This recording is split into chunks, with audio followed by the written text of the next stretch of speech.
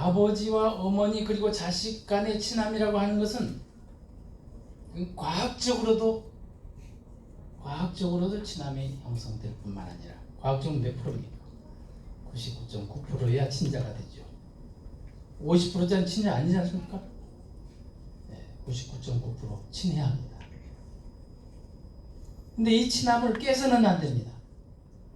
그야말로 부모와 자식의 관계가 친함 그 자체로 유지가 되어야 합니다. 그런데 우리 가정을 살펴보면 아버지 세대와 자식의 세대가 이게 거의 절연 상태에 있습니다.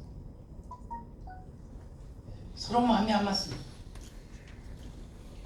죽일 놈 살릴 놈 합니다. 부자유치를 실천하지 못한 경우입니다. 지금 아무리 성공했다 하더라도 사람다운 사람이 되기는 부족합니다. 아침의 광경을 한번 볼까요? 엄마가 딸아들을 잠을 깨우는데 일어나라고 고함을 지르죠. 어떻게 지릅니까? 처음에는 조용히 지르죠. 10번째는요. 피를 토하듯이 고함을 쳐야 되죠. 근데 이 사람이 화내는 이 기운을 5분간 모아가지고 분리기에 이 내용을 분리해서 독소만 남겼더니 연구학자가 시험한 겁니다. 12마리 독사가 들어있는데 넣어놨더니 7마리가 죽었다. 7마리죠. 사람의 입에서 나오는 이 독기가 보통 강한 게 아닙니다. 심지어는 벌레 물린데도 이게 침 발라버리죠. 그 독성을 제거하는 또 다른 독이 된다는 거죠. 아침부터 그렇게 시끄럽게 해다면 친함이 유지되겠습니까? 안 되겠습니까? 안 되죠. 자식을 힘 안 들이고 깨우는 방법 알려드려요? 네? 별로 재미없군요. 깨우는 방법이 그렇게 과음을 친다고 해서 이 아이가 들리지 않습니다. 지금 자고 있는데 들리겠습니까? 혼자 떠들고 있는 것입니다. 혼자 떠들고 있는 것은 안 한만 못하죠. 더군다나 집안에 원 도끼만 뿌리는 거죠. 딱 1분만이면 됩니다. 평소와 다르게 자고 있는 베개 밑으로 팔을 넣어서 귀에다가 대고 속삭 끼워주면 됩니다. 시간이 됐는데 어떡하지? 힘들구나 라고만 하면 일어나야 되는 걸 본인이 더 잘하거든요.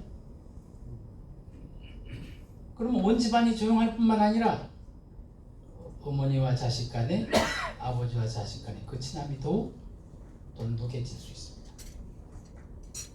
그리고 자식들을 지도할 때 나무라기부터 하고 꾸중부터 하죠. 그럼 친해지겠습니까? 친해질 리가 없습니다. 절대 나무라지 말아요. 나무라면 그 자체를 뭐라고 합니까? 잔소리라고 그럽니다.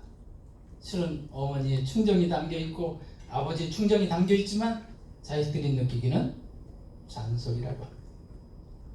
잔소리는 한만 안 한만 못하죠? 안 하는 것만 못합니다. 하면 뭐가 깨집니까? 친함이 깨집니다. 가장 중요한 것은 뭐냐? 아까 말씀드렸죠? 99.9%가 나의 99.9%가 이 아들, 딸에게 전성되어진 것입니다. 죽일 놈 살릴 놈은 누가 만들어준 겁니까? 내가 자식에게 만들어준 겁니다.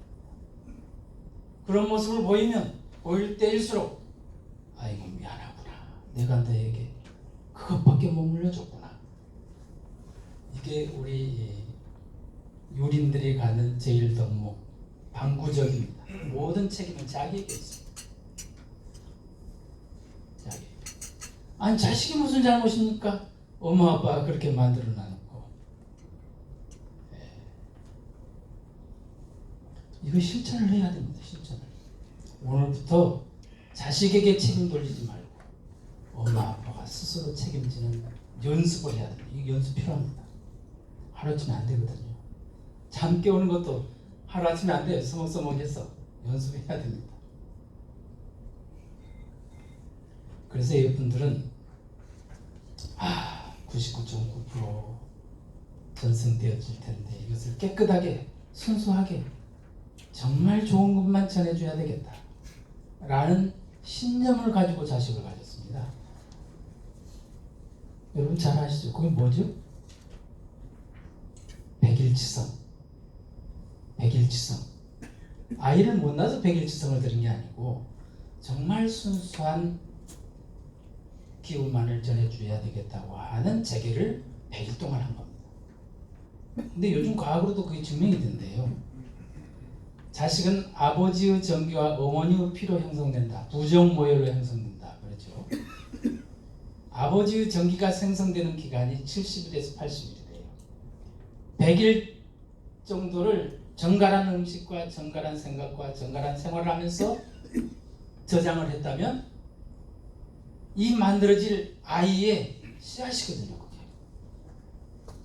그게 100일치성을 한다. 어머니도 같이 하거든요. 100일 동안. 어머니도 이 매월 이 피를 토해내지만 이 피가 같은 피가 아니다. 내가 어떤 마음으로 어떤 음식을 먹으면서 어떻게 생활하면서 토해냈네. 이 여성들은 더 편습니다. 이게. 한 날 만에 토해낼 수가 있어버리니까. 근데 남자는 7, 80일이 걸리니까 100일 할 수밖에 없어요. 우리는 이것을 아이 뵀을 때 하는 교육을 태교라고 하죠. 근데 이미 이것은 콩인지 팥인지 결정 나버렸어요. 그렇지 않습니까? 태교는 이게 콩인지 팥인지 이미 결정된 뒤에 이걸 좀 잘 크게 만들어야 되겠다 일 뿐이지, 이전에 이 씨가 정말 훌륭한 씨를 심어야 되겠다고 하면 그 이전 작업이 중요하다.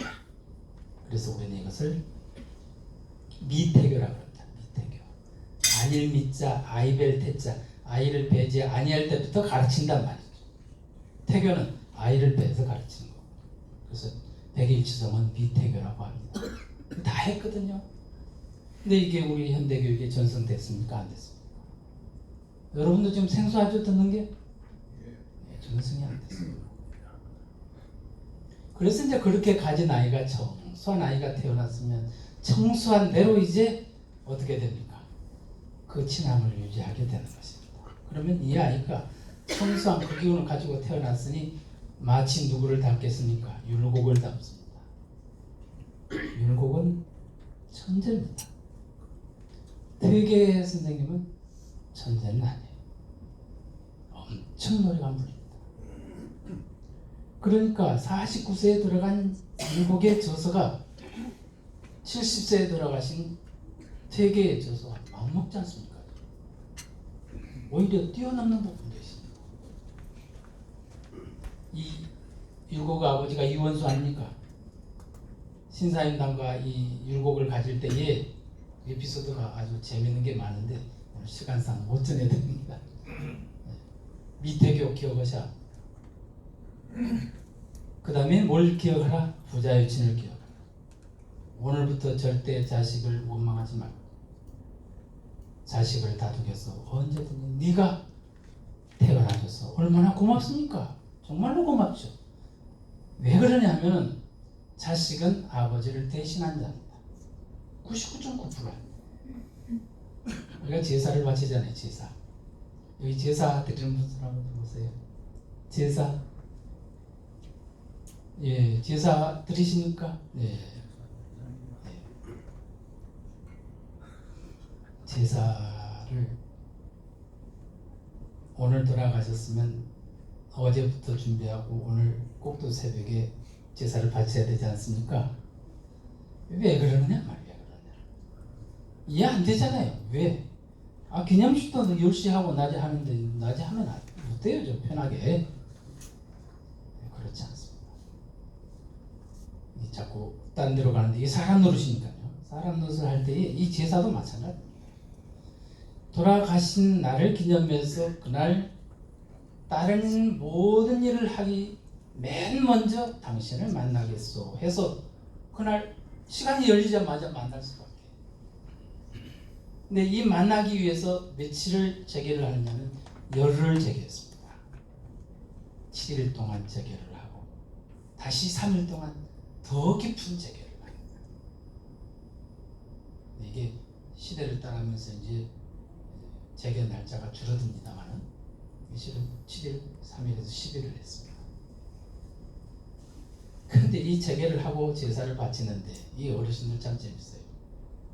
할아버지 제사에 그렇게 하면 할아버지가 나타나지를 않는데, 할아버지가 자기를 다 깨고 할아버지에게 항문 다 전수받고 했는데도 할아버지 제사에 재개를 하고 제사를 바치는데 할아버지가 보이지 않는다. 평소에 아버지에게 혼만 나고 아주 그냥 뭐 별로 즐거운 기억도 없는데 재개를 하면 아버지가 보인다. 그러니까 제삿날은 아버지, 어머니를 만나는 날이래요. 기다려지겠습니까? 안 기다려지겠습니까? 기다려지겠죠. 그런데 요즘 뭐 10개씩 모아가지고 하루날 지내보니까 이건 제사가 아니죠. 그냥 기념식이죠. 제사는 정말 그분을 만나기 위해서 하는 겁니다. 지금 얘기를 들은 이유는 부자일ችን 설명하려고 합니다.